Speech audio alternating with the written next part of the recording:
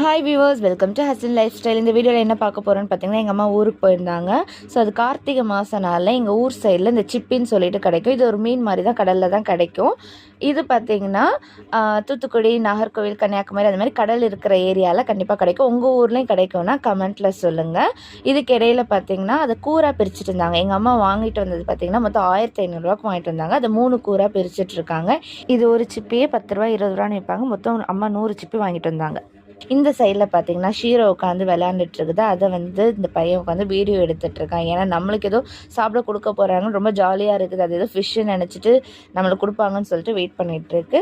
ஒரு வழியாக எங்கள் அம்மா பங்கு போட்டு முடிச்சதுக்கப்புறம் அதை தனியாக எடுத்து நல்லா வாஷ் பண்ணிக்கணும். ஏன்னா ஃபஸ்ட்டு அதில் மண் இருக்கும், நிறைய மண் ஒட்டிகிட்ருக்கும். வாஷ் பண்ணதுக்கப்புறம் பார்த்தீங்கன்னா ஒரு 10லேருந்து 15 நிமிஷம் நல்லா வேக வச்சு எடுத்துட்டோம்.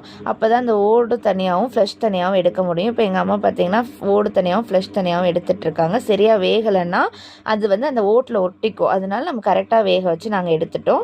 இதில் பார்த்தீங்கன்னா பிளாக் கலர் நூல் மாதிரி இருக்கும், இந்த இறாலெலாம் இருக்க நூல் மாதிரி இருக்கும். ஸோ அதை நாங்கள் க்ளீனாக எடுத்துட்டோம். ஏன்னா அது இருக்கக்கூடாது. அதை க்ளீனாக எடுத்துட்டு தான் நம்ம வாஷ் பண்ணிக்கணும். நம்ம என்ன தான் ஓடோடு வாஷ் பண்ணாலும் இதில் மண் இருக்க தான் செய்யும். மண் போகிற அளவுக்கு நல்லா க்ளீனாக வாஷ் பண்ணிக்கணும். நல்லா வாஷ் பண்ணி முடிச்சதுக்கப்புறம் பார்த்தீங்கன்னா நாங்கள் ஃப்ரை பண்ணோம்.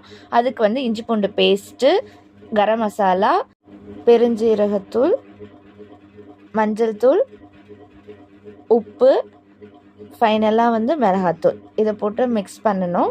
நம்ம வாஷ் பண்ணி வச்சுருக்க சிப்பியை கொஞ்சம் கொஞ்சமாக போட்டு இதில் நம்ம எப்படி ஃபிஷ் ஃப்ரைக்கு மிக்ஸ் பண்ணுவோமோ அந்த அளவுக்கு மிக்ஸ் பண்ணி கொஞ்சம் நேரம் வச்சுட்டு இதை நம்ம ஃப்ரை பண்ணி எடுத்துடலாம்.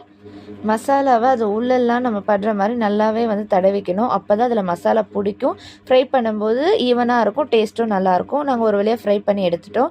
இதை பார்த்திங்கன்னா ஈவினிங் ஸ்நாக்ஸ்க்கும் நம்ம சாப்பிட்லாம், லஞ்சுக்கு சைட் டிஷ்ஷாகவும் யூஸ் பண்ணிக்கலாம். நீங்களுமே சிப்பி கிடச்சா ட்ரை பண்ணி பாருங்கள். இந்த வீடியோ பிடிச்சிருந்தா லைக் பண்ணுங்கள், ஷேர் பண்ணுங்கள், கமெண்ட் பண்ணுங்கள், மறக்காமல் சப்ஸ்கிரைப் பண்ணுங்கள்.